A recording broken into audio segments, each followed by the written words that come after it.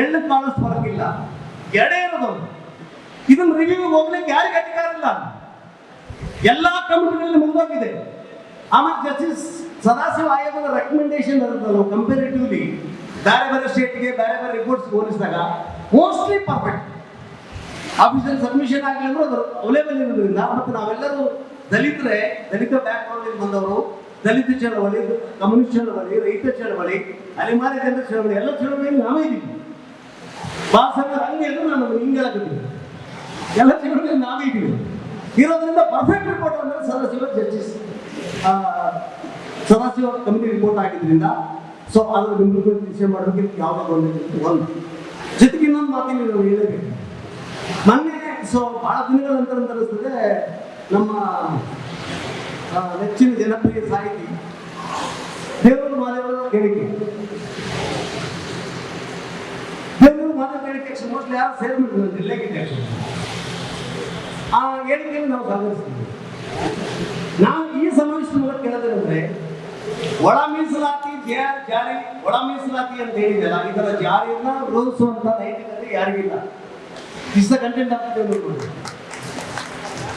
ಆದರೆ ಈ ಸಮಾವೇಶದ ಮೂಲಕ ದೇವೂರು ಮಾದೇವರಿಗೆ ಮತ್ತು ದೇವೂರು ಮಾದೇವರ ಕರ್ನಾಟಕದಲ್ಲಿ ದಲಿತ ಗ್ರೌಂಡ್ ನಲ್ಲಿ ಪ್ಲೇ ಮಾಡುವಂತ ಪ್ಲೇಯರ್ಸ್ಗೆ, ದಲಿತ ಗ್ರೌಂಡ್ ನಲ್ಲಿ ಪ್ಲೇ ಮಾಡುವಂತ ಕಲ್ಚರಲ್ ಪ್ಲೇಯರ್ಸ್ಗೆ ನಮ್ಮ ರಿಕ್ವೆಸ್ಟ್ ಏನಂದ್ರೆ, ನೀವು ಕೂಡಲೇ ಒಂದು ಟೀಮ್ ಮಾಡ್ಕೊಂಡು ದಲಿತ ನಿಯೋಗವನ್ನು ಮಾಡಿಕೊಂಡು ಸಿದ್ದರಾಮಯ್ಯ ಹೋಗಿದ್ದೀವಿ. ಸಿದ್ದರಾಮಯ್ಯ ಭೇಟಿ ಮಾಡಿ ದಲಿತ ಸಾಹಿತ್ಯಗಳು ದೇವರ ಮಾನವ ನೇತೃತ್ವದಲ್ಲಿ ದಲಿತ ಸಾಹಿತ್ಯಗಳು ಬರಹಗಾರರು ಪ್ರಜ್ಞೆವಂತರು ನಾವು ಲೀಡರ್ಸ್ಗಳು ಹೋಗೋದಿಲ್ಲ, ನಾವು ಮೂವ್ಮೆಂಟ್ ತೆಗಿತೀವಿ. ಯಾಕಂದ್ರೆ ಪೊಲಿಟಿಕಲಿ ಡಿಫರೆನ್ಸ್ ಬಂದಿದೆ ಅಂತಾರೆ. ಯಾಕಂದ್ರೆ ನಿಮ್ಗೆ ಯಾವುದೇ ಪೊಲಿಟಿಕ್ಸ್ ಇಲ್ಲ, ಅದು ಯಾವ್ದು ಪರ್ಟಿಕ್ಯುಲರ್ ಪೊಲಿಟಿಕಲ್ ಪಾರ್ಟಿ ಅಲ್ಲ, ಅಂದ್ರೆ ಮಂಚವಾಳು ಎಲ್ಲರಿಗೂ ಬೇಕಾದವು ಕೂಡಲೇ. ಆಕ್ಚುಲಿ ಕರ್ನಾಟಕದ ದಲಿತ ಸಾಹಿತಿಗಳು ಪ್ರಗತಿಪರೆಲ್ಲ ಸೇರಿಸಿಕೊಂಡು ಸಿದ್ದರಾಮಯ್ಯನನ್ನು ಭೇಟಿ ಮಾಡಿ ಮನವಿ ಪತ್ರವನ್ನು ಕೊಟ್ಟು ಒಳ ಮೀಸಲಾತಿ ಜಾರಿಗೆ ತತ್ಕ್ಷಣದಲ್ಲೇ ರಾಜ್ಯ ಸರ್ಕಾರ ಅಧಿಸೂಚನೆಯನ್ನು ಹೊರಡಿಸಲಿಕ್ಕೆ ನೀವು ಒತ್ತಾಯ ಪತ್ರ ಕೊಡೋದ್ರ ಮೂಲಕ ಇಡೀ ರಾಜ್ಯದ 1.5 ಕೋಟಿ ದಲಿತರಿಗೆ ನೀವು ಸರಿಯಾದ ಉತ್ತರವನ್ನು ಹೇಳಬೇಕನ್ನೋದು ನನ್ನ ಆಗ್ರಹ ಆಗಿದೆ. ಇದರ ಜೊತೆಗೆ ಸೊ ಯಾಕಂದ್ರೆ ಯಾವುದೇ ಪಕ್ಷವನ್ನ ಕ್ರಿಟಿಸೈಸ್ ಮಾಡಲಿಕ್ಕೆ ನಾವು ಬಂದು ನಿಂತಿಲ್ಲ. ಆದ್ರೆ ಈ ಸಂದರ್ಭ ಹೆಂಗಿದೆ ಅಂದ್ರೆ, ಎಲೆಕ್ಷನ್ ಅಸೆಂಬ್ಲಿ ಎಲೆಕ್ಷನ್ ಒಂದು 3-4 ವರ್ಷ ಹಂಗಾದ್ರೆ ಆಕ್ಷನ್ ಒಳ್ಳೆ ಟೈಮ್ ಅಲ್ಲ. ಆದ್ರೆ panchayat election, team election, judge election ಬರೋ ಟೈಮ್. ಸೊ ಈ ಟೈಮ್ನಲ್ಲಿ ಪ್ರತಿಯೊಂದು ಪಕ್ಷ ತನ್ನದೇ ಆದ ನಿಲುವನ್ನು ಪ್ರಕಟಿಸಲೇಬೇಕು. ಉದಾಹರಣೆಗೆ 10% ಎಕನಾಮಿಕ್ ರಿಸರ್ವೇಶನ್ ಬಗ್ಗೆ ಕರ್ನಾಟಕದಲ್ಲಿ ಕೆಲಸ ಮಾಡುವಂತ ಎಲ್ಲ ರಾಜಕೀಯ ಪಕ್ಷಗಳು ಯಾವ್ಯಾವ ನಿಲುವು ಹೊಂದಿವೆ ಅಂತ ನೀವು ಕೇಳಿದ್ರೆ ದಿಗ್ಭ್ರಮೆ ಆಗುತ್ತೆ. 10% ಎಕನಾಮಿಕ್ ರಿಸರ್ವೇಶನ್ ಫಾರ್ ಬ್ರಾಹ್ಮಿನ್ಸ್ ಯಾರಿಗೆ ಎಷ್ಟು ಜನ ಅಪೋಸ್ ಮಾಡಿದ್ರಿ? ಯಾವ ಪಾರ್ಟಿಯವರು ಅಪೋಸ್ ಮಾಡಿದ್ರು? ಯಾವ ಪಾರ್ಟಿ ಆಕ್ಚುಲಿ ವೆಲ್ಕಮ್ ಮಾಡಿದ್ದಾರೆ? ಇದು ವಿಚಾರ ಮಾಡಬೇಕಾಗಿದೆ.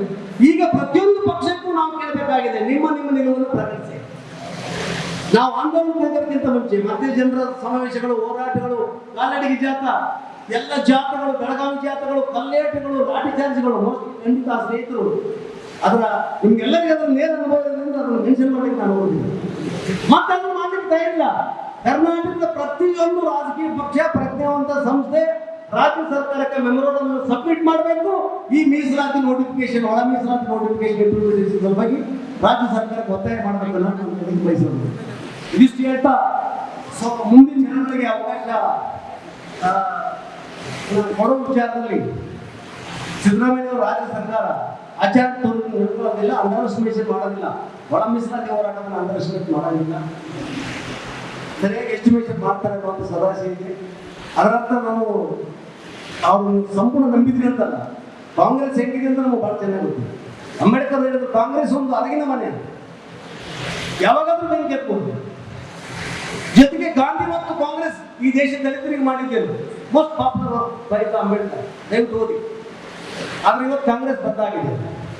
ಅದರರ್ಥ ಪೂರ್ತಿ ದಲಿತರ, ಅಲ್ಪಸಂಖ್ಯಾತರ, ದುಡಿಯುವವರ ಪರವಾಗಿ ಕಾಂಗ್ರೆಸ್ ಇದೆ ಅಂತ ಹೇಳ್ತಿಲ್ಲ. ಕಾಂಗ್ರೆಸ್ ಅದು ಯಾಕೆ ಮಾಡ್ತಿದೆ?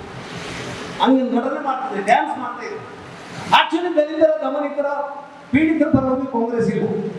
ಹಾಗಾದ್ರೆ ನೀವು ಬಿಜೆಪಿ ಪರವಾಗಿ ಮಾತಾಡ್ತಾರೆ. ಬಿಜೆಪಿ ಇಲ್ವೇ ಇಲ್ಲ. ಬಿಜೆಪಿ ಈ ದೇಶದ ಸಮಸ್ತ ಜನ ನಂಬರ್ 1 ಸೆಂಟರ್. ಯಾಕಂದ್ರೆ ಅದು ಬ್ರಾಹ್ಮಣಿಕ ಪಾರ್ಟಿ, ಅದು ಬ್ರಾಹ್ಮಣವಾದಿ ಪಾರ್ಟಿ. ಮೀಸಲಾತಿ ವಿರೋಧಿಗಳು 1981ರಲ್ಲಿ ಗುಜರಾತ್ನಲ್ಲಿ ಈ ದೇಶದಲ್ಲಿ ಮೀಸಲಾತಿ ಇರಬಾರ್ದು ಅಂತ ಹೇಳಿ ಮೊಟ್ಟ ಮೊದಲು ಚಾಲೆಂಜ್ ಮಾಡಿದ party actually BJP, RSS Bajrang Dal, ಬಿಜೆಪಿನೇ ಮೀಸಲಾತಿ ನಂಬರ್ 1. ಬಟ್ ಯಾವಾಗ ಪೊಲಿಟಿಕಲ್ ಗೇಮ್ ಮಾಡೋ ಸಂದರ್ಭ ಬಂದಲ್ಲಿ ಕಾಡನ್ನ ಕಾಂಗ್ರೆಸ್ ಮೇಲೆ ಪ್ಲೇ ಮಾಡೋದಲ್ಲ, ಇಲ್ಲ ಕಾಂಗ್ರೆಸ್ನವ್ರು ಮಾಡ್ತಿಲ್ಲ, ಅದು ಇದೆ ಇದಿದೆ ಅಂತ. ಆಕ್ಚುಲಿ ನೀವು ಪ್ರಕಟಣೆ ಮಾಡಿ, ಬಿಜೆಪಿ ಕೇಂದ್ರ ಸರ್ಕಾರ, ಬಿಜೆಪಿ ಪಕ್ಷಗಳು ಪ್ರಕಟಣೆ ಮಾಡಿ, ಹೋರಾಟ ಮಾಡಿ. ನೀವು ಸಿದ್ದರಾಮಯ್ಯ 14 ಪ್ಲಾಟಿನ ಸಲುವಾಗಿ ನೀವೇನು ಮೈಸೂರು ತನಕ ಜಾಥಾ ಅಂದ್ರಲ್ಲ, ಈಗ ನೀವು ಜಾಥಾ ಮಾಡಿ. ಜಾಥಾ ಮಾಡಿ ನಮ್ಮ ಕಾಲ ಹೋಗಿವೆ, ಹೋರಾಟ ಮಾಡಿ ನಮ್ಮ ಕಾಲ ಹೋಗಿವೆ, ಸಾವಿರಾರು ಅಧಿಕಾರ ಹೋಗಿವೆ, ನೂರಾರು ಪದ ಬರ್ತೀವಿ. ನೀವೊಂದು 50 ವರ್ಷ ಕನ್ನಡ ನವ್ಯತ್ತರ ಸಾಹಿತ್ಯಕ್ಕೆ ಬಂದಷ್ಟು ಹೋರಾಟ ಸಾಹಿತ್ಯ ನಾವು ಮಾಡಿದ್ದೀವಿ. ನೀವು ಹೋರಾಟ ಮಾಡಿ. ಕರ್ನಾಟಕದಲ್ಲಿ ಒಳ ಮೀಸಲಾತಿ ಜಾರಿ ಆಗಲಿ ಬಿಜೆಪಿ ಹೋರಾಟ ಮಾಡಿ. ಪ್ರತಾಪ್ ಗೌಡ ಪಾಟೀಲ್ ನಾಳೆ ಗಡಿ ಕೂತ್ಕೊಳ್ಳಿ, ಅವಾಗ ನೀವು ನಂಬುತ್ತೀವಿ. ನೀವು ನಮ್ಮ ಪರನಾಮ ವಿರೋಧಿಗಳು ಇವೆಲ್ಲ ಡೂಪ್ಲಿಕೇಟ್ ನಾಟಕ ಬೇಡ. ಅದಕ್ಕೆ ಇದು ಆಕ್ಚುಲಿ ಎಲ್ಲ ರಾಜಕೀಯ ಪಕ್ಷಗಳನ್ನ, ರಾಜ್ಯ ಸರ್ಕಾರವನ್ನ, ವಿರೋಧ ಪಕ್ಷವನ್ನ ಗಟ್ಟಿಯಾಗಿ ಆಗ್ರಹಿಸುವಂತ ಸಮಾವೇಶ ಕರ್ನಾಟಕದ ದಲಿತ ಚಳವಳಿಯಲ್ಲಿ, ಎಸ್ಪೆಷಲಿ ಮೀಸಲಾತಿ ಚಳವಳಿಯಲ್ಲಿ ಹೊಸ ತಿರುವನ್ನು ಕೊಡುವಂತ ಸಮಾವೇಶ ಅನ್ನೋದು ಮಾತ್ರ ಮರಿಬೇಡಿ ಅಂತ. ಅದಕ್ಕೆ ದಾನಣ್ಣ ಕಂಡಾಗ ದೊಡ್ಡಪುರನ್ನು ಮಾಡಿದಾಗ ನಾನು ಕರೆದಿದ್ರು ನಾನು ಬರ್ತೀನಿ. ಆಕ್ಚುಲಿ ನಾವು ಸೆಲ್ಯೂಟ್ ಹೇಳಬೇಕು. ಕರೆಲಾರ್ದು ಯಾರು ಬಂದರೆ ಈ ಸಮಾವೇಶದಲ್ಲಿ ಮತ್ತೊಂದು ಸೆಲ್ಯೂಟ್ ಹೇಳಬೇಕು. ಇದು ಒಂದು ಹೊಸ ಟರ್ನಿಂಗ್ ಪಾಯಿಂಟ್ ಕೊಡೋದ್ರಾಗಿರೋದ್ರಿಂದ ಈ ನಿಟ್ಟಿನಲ್ಲಿ ಉಳಿದು ಸ್ನೇಹಿತರು ಮಾತಾಡಬೇಕು. ಓರಿಯಂಟೇಷನ್ ಬೇಕೇ ಬೇಕಿದ್ದಲ್ಲ. ಇಂಥದ್ದೊಂದು ಕರೆ ಮಸ್ಕಿಂದ ಸಿಗಬೇಕಂತ ಮಾತ್ರ ಹೇಳ್ತಾ ಈ ಸಮಾವೇಶಕ್ಕೆ ಶ್ರಮಿಸಿದಂತ ಬಂದಂತ ಎಲ್ಲ ಬಂಧುಗಳಿಗೆ ಮತ್ತೊಮ್ಮೆ ಹೊಂದಿಸ್ತಾ ಮತ್ತೆ ಒಂದು ಮಾತನ್ನ ಹೇಳಿ, ಆ ಕರಿಗನ ಅಂಕುಶ ಕಿರಿತ ಎನ್ನಬಹುದು, ಗಿರಿಗನ ವಜ್ರ ಕಿರಿತ ಎನ್ನಬಹುದು, ತಮಂತಗನ ಜ್ಯೋತಿ ಕಿರಿತ ಎನ್ನಬಹುದು, ಭಾರತೀಯ ಅನ್ನೋ ಮಾತನ್ನು ಹೇಳ್ತಾ ಎಲ್ಲರಿಗೂ ಜೈ ಭೀಮ್, ನಾಲ್ಕು ಧನ್ಯವಾದ.